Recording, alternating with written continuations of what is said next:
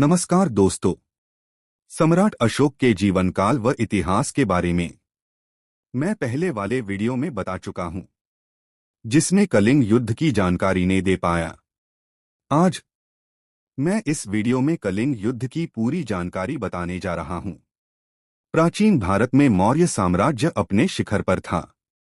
इस विशाल साम्राज्य का शासक था सम्राट अशोक, एक ऐसा योद्धा जिसने अनेक युद्ध जीते। लेकिन एक युद्ध ऐसा था जिसने उसे भीतर से तोड़ दिया।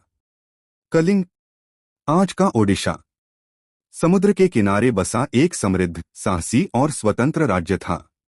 यहाँ के लोग किसी राजा के नहीं, बल्कि अपनी स्वतंत्रता के अधीन जीते थे। कलिंग किसी भी बाहरी सत्ता के आगे झुकने को तैयार नहीं था। सम्राट अशोक चाहते थे कि पूरा भारत एक ही साम्राज्य के अंतर्गत आए, लेकिन कलिंग की स्वतंत्रता उनके मार्ग में सबसे बड़ी बाधा थी। अशोक ने निर्णय लिया कि कलिंग पर आक्रमण होगा। फिर इन्होंने युद्ध की तैयारी की। 261 ईसा पूर्व मौर्य साम्राज्य की विशाल सेना आगे बढ़ी। हाथी, घोड़े, रथ, हजारों सैनिक, और दूसरी ओर कलिंग की सेना और आम नागरिक अपने घर, परिवार और स्वाभिमान की रक्षा के लिए खड़े थे। दया नदी के किनारे भयानक युद्ध शुरू हुआ। तलवारें टकराई, भाले चले। युद्ध में हाथियों ने तबाही मचा दी। गांव जल गए। नदी का पानी खून से लाल हो गया। चारों ओर चीख पुकार होने लगी। यह युद्ध केवल सेनाओं का नहीं था, यह स्वतंत्रता और सत्ता का युद्ध था।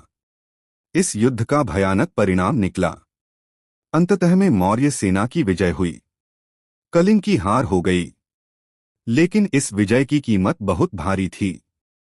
इतिहास कहता है 1 लाख से अधिक लोग मारे गए, 1.5 लाख लोग बंदी बनाए गए और असंख्य लोग बेघर हो गए। युद्ध के बाद सम्राट अशोक स्वयं युद्धभूमि में आए और देखे तो चारों ओर लाशें, रोते बच्चे, विलाप करती स्त्रियां, उजड़े घर। एक विजयी सम्राट अचानक टूट गया। अशोक ने सोचा, यह मैंने क्या कर दिया?